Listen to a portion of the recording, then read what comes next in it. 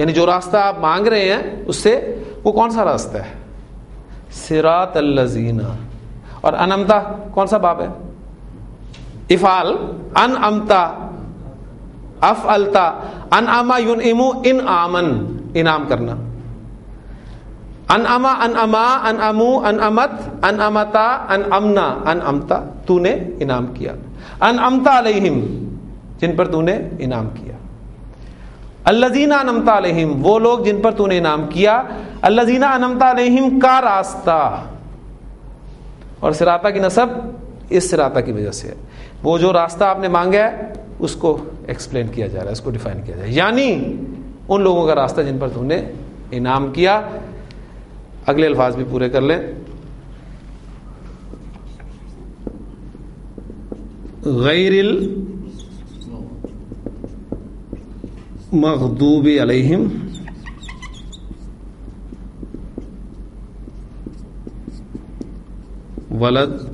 ولضالین. اب دیکھیں غیر المغضوب علیہم، مغضوب علیہم جن پر غضب کیا گیا، الضالین جو گمراہ ہے. یہ سمپل اسماء، ان کا ترجمہ آپ کو پتہ ہے. نوٹ کرنے والی بات یہ ہے غیری، غیری کی جر جو آئی ہے، غیری جر میں ہے نا. غیرو رفع میں بھی آتا ہے، غیرہ نصب میں بھی آتا ہے، غیری جر میں بھی. ایگزامپل آپ کے سامنے آئے گی. رفع کی کوئی ایگزامپل آپ کے سامنے آ رہی ہو تو سورۃ 3 وہاں جو الفاظ ہیں کہ غیر ممنون، غیر ممنون مرکب اضافی کے طور پہ استعمال ہوتا ہے، غیر مضاف کی جگہ پر آتا ہے. غیر ممنون نصب کی ایگزامپل کوئی سورہ قاف کی ایگزامپل ذہن میں آ رہی ہے، وَأُزْلِفَتِ الْجَنَّةُ لِلْمُتَّقِينَ غَيْرَ بَعِيدٍ. ٹھیک ہے، نصب میں آ گیا. غیر المغضوب حالت جر میں غیرہ کی ایگزامپل. اب میں نے آپ کو بتایا کہ کسی بھی اسم کے حالت جر میں جانے کی دو جینوئن ریزنز ہیں. یا تو مرکب اضافی میں مضاف الیہ کی جگہ پر استعمال ہوگا تو جر میں ہوگا، یا پھر حرف جر پیچھے ہوگا. دونوں صورتیں نہیں ہیں. سورۃ الفاتحہ میں شروع سے ہم دیکھتے آ رہے ہیں کہ وہ رب العالمین سے وہی دونوں صورتیں بنتی آ رہی ہیں، نہیں ہیں. اس لیے ہم نے پیچھے کنیکٹ کیا تھا نا، رب العالمین کو پیچھے کنیکٹ کیا، الرحمن الرحیم کو پیچھے کنیکٹ کیا، مالک یوم الدین کو پیچھے کنیکٹ کیا، صراطہ کو پیچھے کنیکٹ کیا. نصب میں کیوں ہے؟ اس کے ساتھ کنیکٹ کیا کہ اصل میں اس کو یہ ایکسپلین کر رہا ہے. غیری جر میں ہے، پیچھے کنیکٹ کر رہے ہیں. پیچھے جر میں کون ہے؟ الذین. آپ کا مضاف الیہ جر میں نہیں ہے. صراط الذین، الذین وہ الذین انعمت علیہم، وہ لوگ جن پر تو نے انعام کیا وہ کون ہیں؟ وہ یہ لوگ ہیں جو کہ غیر المغضوب علیہم ہے، نہ ان پر غضب ہوا نہ وہ گمراہ ہونے والے ہیں. چھوٹی سی صورت ہے، گرامیٹیکلی کمپلیکیٹڈ ہے، لیکن کمپلیکیٹڈ بھی اس اعتبار سے کہ صرف آپ کو پیچھے کنیکٹ کرنا پڑتا ہے. اعراب اس لیے میں نے آپ کو بتایا تھا کہ اعراب عربی زبان کا سب سے اہم ترین وصف ہے. یہ غیری نہیں سمجھ میں آتی جب تک پیچھے آپ دیکھیں گے نہیں کہ پیچھے کون جر میں. ماشاءاللہ پہچان لیا آپ نے. الذین نظر نہیں آ رہا، الذین الذین الذین تینوں حالتوں میں ایک ہی جیسی حالت ہے، لیکن اس کو کنیکٹ کیا جائے گا یہاں پر. سورۃ الفاتحہ قرآن مجید کی اہم ترین سورت. بے شمار نام آپ کو ملیں گے سورہ مبارکہ کے. اس ایک نام جیسے آپ سب لوگ واقف ہیں، سورۃ الفاتحہ، دا اوپننگ سورہ. فاتحہ، فاتح، فتح یفتح کھولنا، فاتح کھولنے والا، فاتحۃ کھولنے والی. جیسے آپ مصحف کھولتے ہیں تو مصحف کو کھول دیتی سورۃ الفاتحہ. اسے حدیث میں ام القرآن بھی کہا گیا ہے، قرآن کی جڑ، اساس القرآن، قرآن کی بنیاد. پھر سورۃ الحمد بھی کہا گیا اس کو، سورۃ الشکر بھی کہا گیا. پھر یہ سورۃ الشافیہ ہے، شفا دینے والی سورت ہے. سورۃ الوافیہ ہے، پوری ہو جاتی ہے. سورۃ الکافیہ ہے، سورۃ الرافیہ ہے. سورۃ المناجات اسے کہا گیا. بے شمار نام ہے اس کے. 7 آیات قرآن مجید کی پہلی سورت مصحف کے اعتبار سے، اور قرآن مجید کی پہلی مکمل نازل ہونے والی سورت سورۃ الفاتحہ.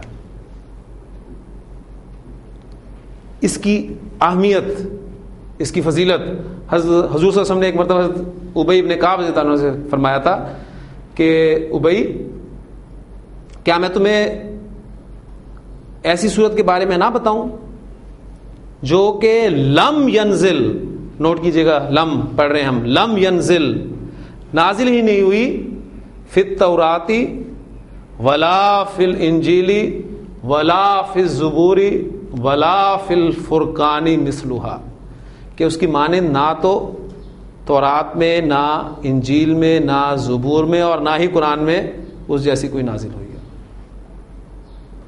میں تمہیں بتاؤں، اتحبو، پوری حدیث متن رکھتا ہوں، آپ سمجھ لیں گے الحمدللہ، احبا یحبو، اتحبو ان اعلمک، علم یعلم، تعلیم دینا، سکھانا، اتحبو، کیا تو پسند کرتا ہے، کیا، ان کے مضارع کو خفیف کرے گا، اعلم، یعلم سے اعلم، اعلم بن گیا، اعلم کا، کہ میں تجھے سکھاؤں، سورتن، ایک ایسی صورت، لم ینزل، جو کہ نازل ہی نہیں ہوئی ان سب میں۔ تو حضرت ابی بن کعب نے فرمایا، عرض کیا کہ اللہ کے رسول یقیناً آپ مجھے بتائیں۔ تو آپ سے نے پوچھا، اچھا یہ مجھے بتاؤ، کیفا تقرأ فی الصلاۃ، کیفا تقرأ فی الصلاۃ، تو نماز میں کیا پڑھتے ہو، نماز کیسے پڑھتے ہو؟ فقرأ ام القرآن، تو انہوں نے سورۃ الفاتحہ پڑھی۔ پھر آپ سے نے فرمایا یہ ہے وہ صورت، ما انزلت، انزلہ سے مجہول، انزلہ، ما انزلت فی التوراۃ ولا فی الانجیل ولا فی الزبور ولا فی الفرقان مثلھا، اس جیسی نازل نہیں ہوئی۔ اور پھر فرمایا وَإِنَّهَا سَبْعٌ مِّنَ الْمَثَانِي وَالْقُرْآنُ الْعَظِيمُ، یہی ہے جس کا سورہ ہجر میں ذکر ہے نا، اللہ تعالیٰ نے فرمایا اے نبی صلی اللہ علیہ وسلم، آتیناکا، ہم نے آپ کو عطا کیا ہے کیا چیز، سبع من المثانی والقرآن العظیم، ہم نے آپ کو یہ 7 دہرائی جانے والی آیتیں اور قرآن مجید یعنی قرآن مجید نازل کیا، کیونکہ ایک حدیث میں ان 7 آیاتوں کو یعنی سورۃ الفاتحہ کو ہی قرآن مجید کہا گیا۔ اس کی فضیلت ہے، حضور نے یہاں تک فرما دیا کہ لا صلاۃ، لا نفی جنس، لا صلاۃ، کوئی نماز نہیں، کس کی، لمن لم یقرأ، قرأ یقرأ، لم یقرأ، لمن لم یقرأ بفاتحۃ الکتاب، جس نے سورۃ الفاتحہ نہیں پڑھی اس کی نماز ہی نہیں ہوئی۔ سب متفق ہیں یہاں تک، اختلاف اس سے آگے ہے، اس میں میں نہیں جاؤں گا، صرف بتا رہا ہوں یہاں تک سب متفق ہیں کہ سورۃ الفاتحہ کے بعد نماز، بغیر نماز نہیں ہوتی۔ پھر حضور صلی اللہ علیہ وسلم نے بڑی خوبصورت حدیث اس سورۃ الفاتحہ کے بارے میں فرمائی ہے، جس میں آپ نے فرمایا کہ اللہ تعالیٰ نے فرمایا ہے قسمت الصلاۃ، میں نے نماز کو تقسیم کر دیا ہے بینی و بین عبدی نصفین، اپنے اور اپنے بندے کے درمیان نصف نصف، آدھا آدھا، اور ولی عبدی ما سأل، اور میرے بندے کے لیے جو اس نے مانگا، میرے بندے نے جو مانگ لیا میں نے اسے دے دیا۔ یہ سن لیں، پوری حدیث انشاءاللہ تعالی کل آپ کے سامنے رکھوں گا۔ فعل امر بہت اہم فعل امر ہے، انشاءاللہ بہت ساری دعائیں آپ کے سامنے آئیں گی، تو انشاءاللہ تعالی اس سے ہم لے کے آگے چلیں گے۔ سبحانک اللہم و بحمدک، نشہد ان لا الہ الا انت، نستغفرک و نتوب الیک۔